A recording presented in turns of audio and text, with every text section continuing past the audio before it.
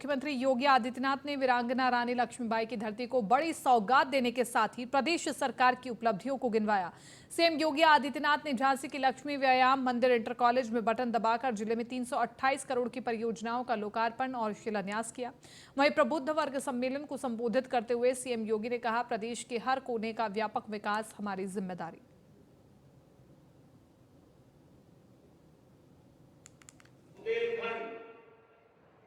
कभी प्रदेश के अंदर और देश के अंदर सूखा, बदहाली, अराजकता और प्राकृतिक संसाधनों पर लूट खसोट के लिए जाना जाता था। प्राकृतिक सौंदर्य और संसाधनों से समृद्ध होने के बावजूद कुछ निहित स्वार्थी तत्वों के द्वारा बुंदेलखंड की तस्वीर बहुत खराब ढंग से प्रस्तुत किया जाता था। बुंदेलखंड को इससे उभारना है और वहां के विकास के लिए जो कुछ भी हो सकता हो वह करने की आवश्यकता है। और भाइयों बहनों, जब मैं पहले ही दौरे पे आया था बुंदेलखंड, तो बुंदेलखंड के लिए उस समय हम लोगों ने घोषणा की थी बुंदेलखंड एक्सप्रेसवे की, और उसके बाद आज बुंदेलखंड विकास की नई ऊंचाइयों को छूता हुआ दिखाई दे रहा है। बुंदेलखंड एक्सप्रेसवे को प्रधानमंत्री जी ने इसी वर्ष राष्ट्र को समर्पित कर दिया है। भारत सरकार ने जल जीवन मिशन को बनाया और उसके बाद आज की स्थिति यह है कि बुंदेलखंड के हर गांव और हर घर तक शुद्ध आरओ का पानी पहुंचाने के हम नजदीक पहुंच चुके हैं और बहुत शीघ्र बुंदेलखंड के हर घर में शुद्ध पेयजल की आपूर्ति हम लोग करेंगे। व्यक्ति को जीने के लिए, ईज ऑफ लिविंग के उस लक्ष्य को और आसान बना देना।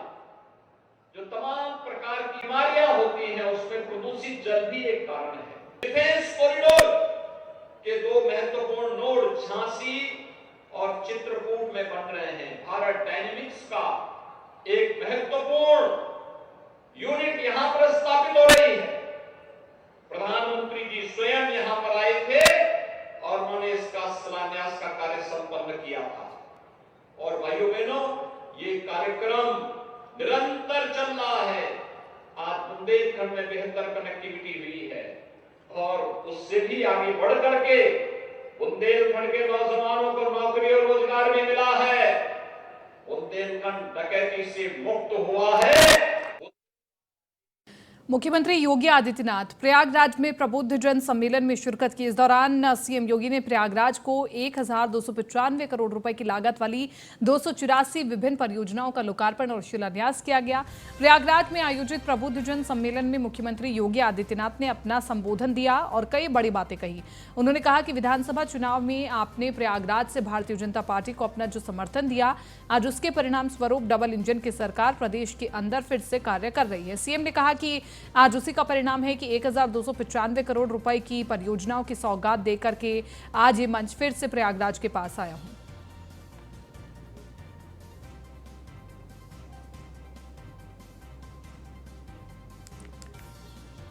तो मुख्यमंत्री योगी आदित्यनाथ ने अपने संबोधन में कई महत्वपूर्ण बातें कही। प्रयागराज को आज कई बड़ी सौगातें मिली हैं। प्रधानमंत्री मोदी जी के नेतृत्व में, उनके मार्गदर्शन में अक्टूबर 2018 में प्रयागराज कुंभ के ठीक पहले प्रयागराज को उसका पुरातन नाम, पौराणिक नाम प्रदान करने का गौरव हमें प्राप्त हुआ है। इसके लिए मैं अपने सभी सहयोगी मंत्रियों, यहाँ के जनप्रतिनिधियों का हृदय से अभिनंदन करते हुए प्रयागराज के आप सभी प्रबुद्ध जनों का मैं हृदय से आभार व्यक्त करता हूं। प्रयागराज को जितना भी करने वह कम ही है, क्योंकि मां गंगा और मां यमुना, मां सरस्वती का आशीर्वाद लेते हुए हनुमान जी का आशीर्वाद, द्वादश माधव का आशीर्वाद और स्वयं तीर्थराज प्रयाग का आशीर्वाद जो है, ये हमारा सौभाग्य। उत्तर प्रदेश के मुख्यमंत्री योगी आदित्यनाथ मंगलवार को गाजियाबाद के कविनगर स्थित रामलीला मैदान में प्रबुद्धजन वर्ग सम्मेलन को संबोधित उन्होंने किया और इस दौरान मुख्यमंत्री ने 878 करोड़ रुपए की लागत से 755 विकास परियोजनाओं का लोकार्पण व शिलान्यास किया गया। लोकार्पण व शिलान्यास कार्यक्रम के अवसर पर मुख्यमंत्री ने शिक्षाविद, समाजसेवी अमिताभ शुक्ल समेत 5 प्रबुद्धजन को शॉल उड़ा करके सम्मानित किया। मुख्यमंत्री योगी ने भागीरथ पब्लिक स्कूल के निदेशक अमिताभ शुक्ल को गाजियाबाद में शिक्षा और समाज सेवा के क्षेत्र में विशिष्ट योगदान के लिए सम्मानित करते हुए प्रदेश के विकास कार्यों पर बनी एल्बम भी भेंट की। मुझे वास्तव में बहुत गर्व की अनुभूति हुई। मुझे अपने पूजनीय माताजी का ध्यान आया कि उनके आशीर्वाद से मेरे पूज्य पिताजी ने जो पौधा लगाया, आज जो वट वृक्ष भागीरथ सेवा संस्थान ले रहा है, उसी वजह से मुझे सम्मानित होने का मौका मिल रहा है। ये हमारे परिवार के लिए, भागीरथ सेवा संस्थान के लिए, उन दिव्यांगों के लिए जिनके लिए हम काम कर रहे हैं, उनके लिए वास्तव में एक प्रेरणा का स्रोत है। उसके लिए मैं जिला प्रशासन का बहुत तहे दिल से आभार व्यक्त करूंगा कि उन्होंने निष्पक्षता से भागीरथ सेवा संस्थान का जो चयन किया, उसके लिए हम लोग उनका साधुवाद देते हैं, धन्यवाद देते हैं। और लखनऊ में डिप्टी सीएम ब्रजेश पाठक ने कहा कि योगीराज में अपराधियों के लिए जगह नहीं है। साथ ही उन्होंने मैनपुरी, रामपुर और खतौली में बीजेपी की जीत का दावा भी किया। उनसे खास बातचीत की हमारे संवाददाता मनीष मिश्रा ने, दिखा देते हैं। देश में माफियाओं के खिलाफ जो अभियान जारी था, उसमें फिर से उत्तर प्रदेश का अगर आंकड़ा देखा जाए तो उत्तर प्रदेश नंबर 1 पे। हमारे साथ बात करने के कुछ मौजूद हैं उप मुख्यमंत्री ब्रजेश पाठक जी। एक बार फिर से माफियाओं के खिलाफ जो कार्रवाई आप लोग कर रहे थे, उसमें उत्तर प्रदेश नंबर 1 पे है। देखिए, उत्तर प्रदेश सरकार कानून का राज स्थापित करने के लिए प्रतिबद्ध है और उसी दिशा में हम काम कर रहे हैं। कोई कंप्रोमाइज़ नहीं है। हर स्थिति में हम अपराध और भ्रष्टाचार पर जीरो टॉलरेंस के तहत काम कर रहे हैं। रवि जी, माघ मेले की तैयारी के लिए जा रहे हैं, मुख्यमंत्री भी जा रहे हैं, आप भी वहाँ पे जा रहे हैं, क्या तैयारी है, कैसे उसका? कुंभ मेले की तैयारी के लिए जा रहे हैं और इस बार पिछली बार से भी और अच्छा और सुंदर कुंभ होगा, अद्भुत नज़ारा होगा। एक आखिरी सवाल है, मैनपुरी में चाचा भतीजे एक है जहाँ अखिलेश यादव उपचुनाव में निकलते नहीं थे, अब हर जगह दिखाई दे रहे हैं। मैनपुरी, खतौली और रामपुर तीनों जगह बीजेपी जीतेगी। आदरणीय प्रधानमंत्री नरेंद्र मोदी जी की जो गरीब कल्याण योजनाएं जन जन तक पहुंची हैं और लाइन आर्डर आदरणीय योगी जी का सब लोग सराहना कर रहे हैं। हम सब चुनाव जीतेंगे। तो तीनों सीटों पे बीजेपी एक बार फिर से जीती, तीनों जगह। बहुत बहुत धन्यवाद। ये था हमारे साथ ब्रजेश पाठक जी, बताए थे कि जनता का साथ हमारे साथ है और हम तीनों सीटों एक बार फिर से जीतते हुए जनता के हाथ में देते नजर आएंगे। कैमरामैन अमित सानी के साथ मनीष मिश्रा, न्यूज़ इंडिया, लखनऊ। सपा अध्यक्ष अखिलेश यादव ने लोकसभा चुनाव को लेकर के बड़ा ऐलान किया। उन्होंने कहा कि वो कन्नौज से 2024 का चुनाव लड़ेंगे। डिंपल यादव को मैनपुरी से उपचुनाव से उतारे जाने के बाद कन्नौज सीट को लेकर के एक सवाल पर अखिलेश यादव ने कहा कि खाली बैठा हूं, क्या करूंगा, चुनाव तो लड़ ही लूंगा, तो हमारा काम ही है चुनाव लड़ना। उन्होंने कहा कि जहां से पहली बार चुनाव लड़ा था वहीं से चुनाव लड़ूंगा, वैसे पार्टी ही तय करेगी कि चुनाव में क्या करना है। डिंपल यादव कन्नौज सीट से सांसद रह चुकी है। आपको बता दें कि अखिलेश यादव ने अपना राजनीतिक सफर कन्नौज लोकसभा सीट से शुरू किया था, जहां से साल 2000 में उपचुनाव में सांसद चुने गए थे। इसके बाद 2004 में दोबारा और 2009 में तीसरी बार लोकसभा सांसद चुने गए थे। क्यों, हम क्या करेंगे खाली बैठ के घर? अरे हमारा काम ही चुनाव लड़ना है, तो चुनाव लड़ेंगे। यहाँ पे जहाँ पहला चुनाव लड़े वहाँ फिर चुनाव लड़ेंगे। कन्नौज को जोड़ने का हुआ, कन्नौज के विकास का हुआ हर तरफ से। बीजेपी के पास जो मुद्दे हैं उन पे पैसा खर्च होना ही नहीं है। नफरत में कोई पैसा खर्च होना है? मैनपुरी में सपा प्रत्याशी डिंपल यादव ने नुक्कड़ सभाएं कर जनता से वोट की अपील की है। डिंपल यादव ने कहा कि जनता सब समझ रही है, ये चुनाव जनता और नेताजी का चुनाव है। यहां से नेताजी का भावनात्मक रिश्ता रहा है। मैं समझती हूं कि क्षेत्र की जनता समाजवादी पार्टी के साथ खड़ी है। जो सम्मान यहाँ के लोगों ने नेताजी को दिया है और नेताजी धरती पत्र के लाए हैं यहाँ से, और वही सम्मान अब हम लोगों को देना है हमारे श्रद्धेय नेताजी को 5 तारीख को। जैसे कि मैं पहले ही भी बोल चुकी हूँ, ये आपका चुनाव है क्योंकि आप सभी नेताजी का परिवार है। उनका परिवार हमारे तक सीमित नहीं है। आज जितने लोग यहाँ उपस्थित हैं, आप सभी जानते हैं कैसी किन भावनाओं से नेताजी क्षेत्र के लोगों से जुड़े हुए थे और सबके पास अपने अपने किस्से हैं, कहानियां हैं। और नेताजी के जाने के बाद भी वो हम सभी के हृदय में हम सदा सदा बसे रहेंगे। और लखनऊ से अगली खबर आपको बता दें, समाजवादी पार्टी ने चुनाव आयोग में शिकायत की है। पुलिस पर मैनपुरी लोकसभा के मतदाताओं को धमकाने का आरोप लगा है। मैनपुरी लोकसभा उपचुनाव से कई पुलिसकर्मियों को हटाने की मांग की गई है। करहल और बरनाहल थाना अध्यक्ष इंचार्ज को हटाने की मांग की गई है और पुलिस चुनाव प्रभारी 6 पुलिस इंस्पेक्टर को हटाने की मांग की गई है। 13 पुलिस सब इंस्पेक्टर, 100 से ज्यादा कांस्टेबल, हेड कांस्टेबल की आयोग में शिकायत की गई है। सपा की ओर से राजेंद्र चौधरी ने चुनाव आयोग में शिकायत की है।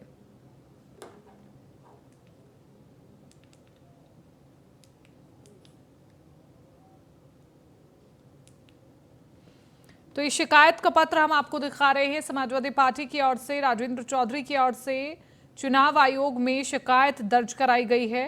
शिकायत दर्ज करा करके कहा गया है कि पुलिस पर गंभीर आरोप लगा है कि लोकसभा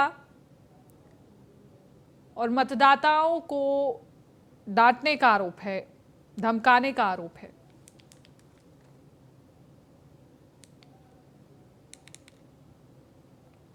लखनऊ से अगली खबर आपको बता रहे, विश्वविद्यालय का 102वां स्थापना दिवस। कल स्थापना दिवस पर विश्वविद्यालय की पहल है और एलयू परिसर दो दिनों के लिए आम लोगों के लिए खोला गया है। लोग लाइब्रेरी के साथ पुरानी धरोहरों का आनंद ले सकेंगे। स्थापना दिवस पर कल भव्य कार्यक्रम होगा और इसी के साथ साथ समारोह में प्रदेश के उच्च शिक्षा मंत्री योगेंद्र उपाध्याय शामिल होंगे। समझे कि ये हम इसको ऐसे देखते हैं कि हम अच्छा काम कर रहे हैं। जैसे एक छात्र अच्छी पढ़ाई कर रहा है तो वो अच्छे नंबर पा रहा है, ना कि अच्छा नंबर पाने के लिए पढ़ाई कर रहा है। लोकेशन में ऑनरेबल गवर्नर मैडम ने जिसको उद्घाटन किया था और इसी 22 में हम लोगों ने रेयर मैन्युस्क्रिप्ट सेक्शन, जो जहां हमारे पास 1000 साल से पुराने जो डॉक्यूमेंट्स हैं उनका प्रेजर्वेशन हम किस तरह से करते हैं उसको भी हम लोगों ने पब्लिक डिस्प्ले के लिए रखा है। उसके बाद यूनिवर्सिटी की साइबर लाइब्रेरी है, टॉपर्स की कॉपीज हैं। तो हम पहले ये सब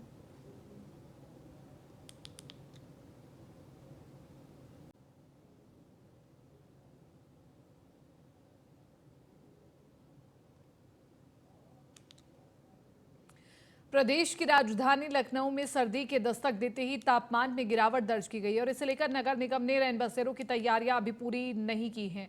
सड़कों पर लोग रात गुजार रहे हैं जिससे लोगों को परेशानी हो रही है। जिम्मेदार का कहना है कि हर साल नगर निगम का रवैया सुस्त देखा जाता है।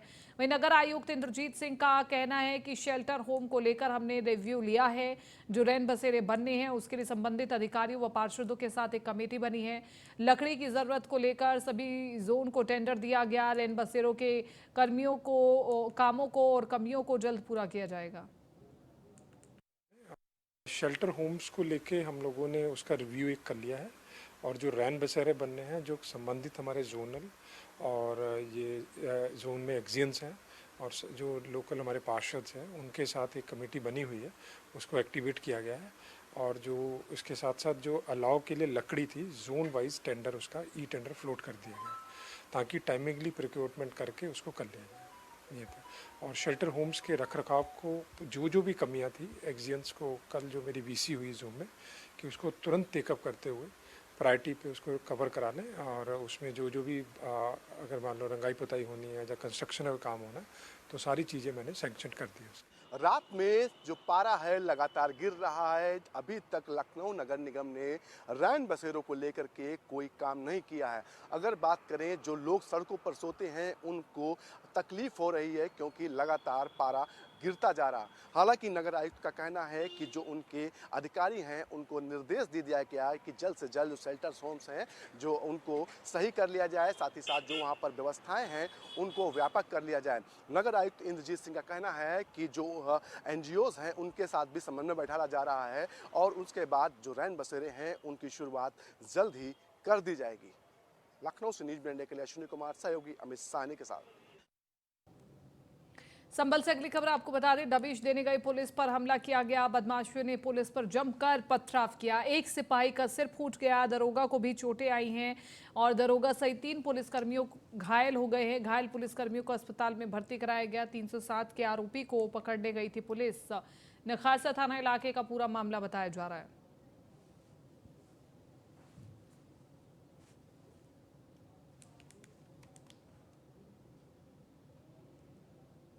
गाजियाबाद एसएसपी मुनिराज की बड़ी कार्रवाई देखने को मिली। दरअसल रविवार को 12 साल की बच्ची का अपहरण हुआ था, जिसका शव मंगलवार को बुलंदशहर से बरामद किया गया। इस पूरे मामले में पुलिस की लापरवाही को देखते हुए एसएसपी ने नंदग्राम थाना क्राइम इंस्पेक्टर लाइन हाजिर किए गए, राजनगर एक्सटेंशन चौकी प्रभारी लाइन हाजिर किए गए, मोटा चौकी प्रभारी लाइन हाजिर किए गए और सिहानी चुंगी चौकी प्रभारी लाइन हाजिर किए गए। बच्ची का नंदग्राम से अपहरण किया गया था। अपहरणकर्ताओं ने 30 लाख की फिरौती मांगी थी।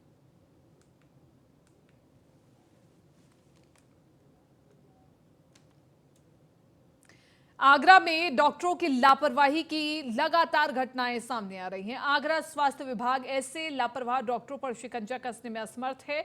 गुरुवार सुबह थाना मलपुरा जगनेर रोड स्थित नोमिल गांव के पास महावीर मेडिकेयर हॉस्पिटल पर डॉक्टरों की लापरवाही के कारण नवजात और प्रसूता की जान चली गई। मां और बच्चे दोनों की मौत के बाद परिजन आक्रोशित हो गए और उन्होंने जमकर हॉस्पिटल पर हंगामा काटा। वहीं सूचना पाकर मौके पर पहुंची मलपुरा पुलिस ने परिजनों को समझा बुझाकर शांत किया। परिजनों का आरोप है कि डॉक्टरों ने उन्हें बहला फुसलाकर धोखे में रखा। उन्होंने अंजू देवी को कोई भी प्राथमिक उपचार नहीं दिया, जिसके कारण अंजू देवी की जान चली गई।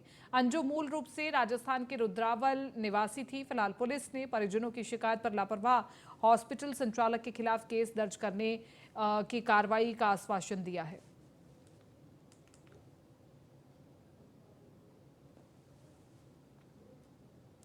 खबर मथुरा से है, जहां 581 किलो गांजे को चूहे द्वारा खाए जाने के मामले को एसपी सिटी ने खंडन किया है। एसपी सिटी ने कहा कि चूहे द्वारा गांजे को खाने की खबर गलत है। एसपी सिटी ने कहा कि थाना हाईवे इलाके में बरसात के दिनों में जलभराव हो जाता है। जलभराव से ही गांजा खराब हुआ। कल से लगातार ये खबर चल रही थी कि मथुरा में 581 किलो गांजे को चूहे खा गए। एडीजी सप्तम की अदालत ने पुलिस को साक्ष्य प्रस्तुत करने के लिए 26 नवंबर की तारीख तय की गई है। बताया जा रहा है कि कोर्ट में आरोपियों के साथ जब्त सीलबंद गांजे की जगह सैंपल के तौर पर कुछ गांजे को पेश किया गया था। जब कोर्ट ने कहा कि गांजे की जब सारी पैकेट कोर्ट में पेश की जाए, इसके बाद पुलिस ने थाने में जलभराव के द्वारा गांजे के खराब होने का हवाला दिया। पुलिस के अनुसार गांजा थानों में मौजूद है। पुलिस ने जो आख्या कोर्ट में प्रेषित की है उसमें चूहों का कोई जिक्र नहीं है। ये कल से मीडिया में चल रहा है। इसके संबंध में मेरे द्वारा पुलिस की आख्या देखी गई, जो सीओ रिफाइनरी के द्वारा भेजी गई है कोर्ट में। उसमें ये आख्या में उल्लिखित है कि जलभराव के कारण, चूँकि भारी बरसात हुई थी, हाईवे थाने में जलभराव हो जाता है, उसके नाते उसको नुकसान हुआ है। गांजे को, गांजा मौजूद है लेकिन वो सड़ी स्थिति में है। केवल यही रिपोर्ट है, चूहा का कोई जिक्र नहीं है। कुशीनगर जिले की सीएचसी आवास के कमरे में अचानक आग लगने से हड़कंप मच गया। वहीं अस्पताल परिसर में आग लगने से अफरा तफरी मच गई। बताया जा रहा है कि शॉर्ट सर्किट से आग लगी थी और फायर ब्रिगेड ने आग पर काबू पा लिया है। नेबुआ नौरंगिया सीएचसी का पूरा मामला बताया जा रहा है।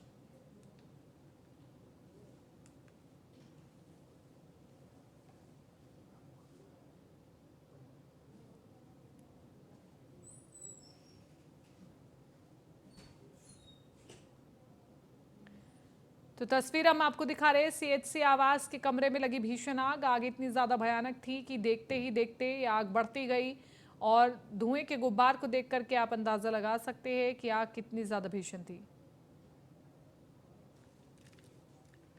फिलहाल इस बुलेटिन में मेरे साथ इतना ही। आप बने रहिए न्यूज़ 1 इंडिया के साथ।